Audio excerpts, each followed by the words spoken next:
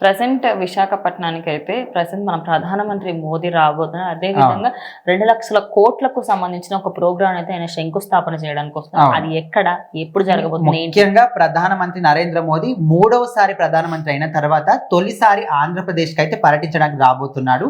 ఈ రోజు సాయంత్రం 4:15 వరకు ఆయన మాత్రం ఇక్కడ విశాఖకు వస్తాడు.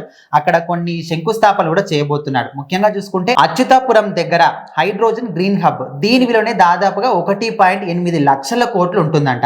ఇది కాకుండా కొన్ని రైల్వేకి సంబంధించి, అదే విధంగా ఇంకా కొన్ని ప్రాజెక్టులకు సంబంధించి ఇక్కడ దాదాపుగా మొత్తంగా చూసుకుంటే అన్ని శంకుస్థాపనల విలువ 2 లక్షల కోట్లకు పైగానే ఉంటుందంట. సో ఆయన మూడోసారి ప్రధానమంత్రి అయిన తర్వాత తొలిసారి ఏపీకి వస్తున్నాడు. ఆయన పర్యటన వచ్చిన తర్వాత అక్కడ ఏం మాట్లాడుతున్న దాని మీద కూడా చాలా ఉత్కంఠంగా ఉందన్నమాట.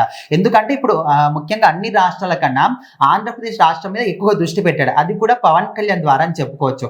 సో అక్కడికి దాదాపు వచ్చిన తర్వాత ఒక 2 కిలోమీటర్ల పాటు రోడ్ షో కూడా నిర్వహిస్తున్నారు. తనతో పాటు చంద్రబాబు నాయుడు, పవన్ కళ్యాణ్ కూడా పాల్గొనబోతున్నారు. రోడ్ షో అయిన తర్వాత ఒక బహిరంగంగా భారీ సభ కూడా వాళ్ళు చేస్తున్నారు. ఆ సభలో ప్రధానమంత్రి మాట్లాడబోతున్నాడు అనమాట. సో అక్కడ మాట్లాడుతున్న క్రమంలోనే ఆయన ప్రసంగం ముగిసిన తర్వాత వర్చువల్ గా ఈ శంకుస్థాపనలన్నీ కూడా ఆయన చేయబోతున్నాడు. అంటే ఆయన డైరెక్ట్ గా వెళ్ళి చేసేటువంటి ఉండదు. అంటే పర్యటించడానికి వచ్చింది తక్కువ సమయం కాబట్టి అక్కడ నుంచి వర్చువల్ గా అన్ని శంకుస్థాపన చేసిన తర్వాత ఆయన మాట్లాడి మళ్ళీ ఇంకా కొన్ని చోట్లకు వెళ్ళి డైరెక్ట్ గా చూసిన తర్వాత ఆయన వెళ్ళిపోతాడని అయితే న్యూస్ అయితే తెలుస్తుంది. సో మరి ఈ రోజు మాత్రం ప్రధానమంత్రి ఆంధ్రప్రదేశ్కి వస్తున్నాడని న్యూస్ తెలిసిన తర్వాత రాష్ట్రం మొత్తం కూడా కోలాహలం అన్నమాట.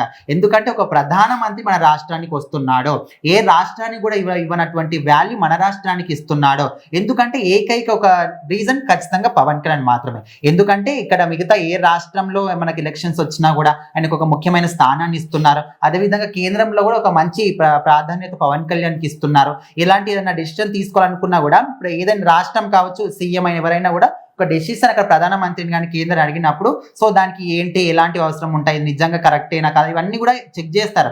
కానీ పవన్ కళ్యాణ్ ఒక మాట అడిగినంటే ఇలాంటివి ఏవి లేకుండా ఓకే గ్రాంటెడ్ అనే విధంగా అంత స్థాయికి మాత్రం పవన్ కళ్యాణ్ ఎదిగాడు.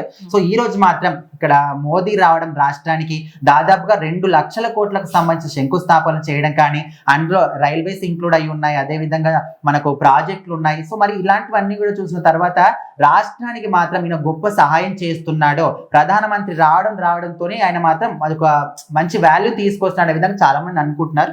చూద్దాం మరి ఇంకా రాష్ట్రం ఇంకా మంచి అభివృద్ధి చెందుతుందని చాలా మంది అయితే చూస్తున్నారు.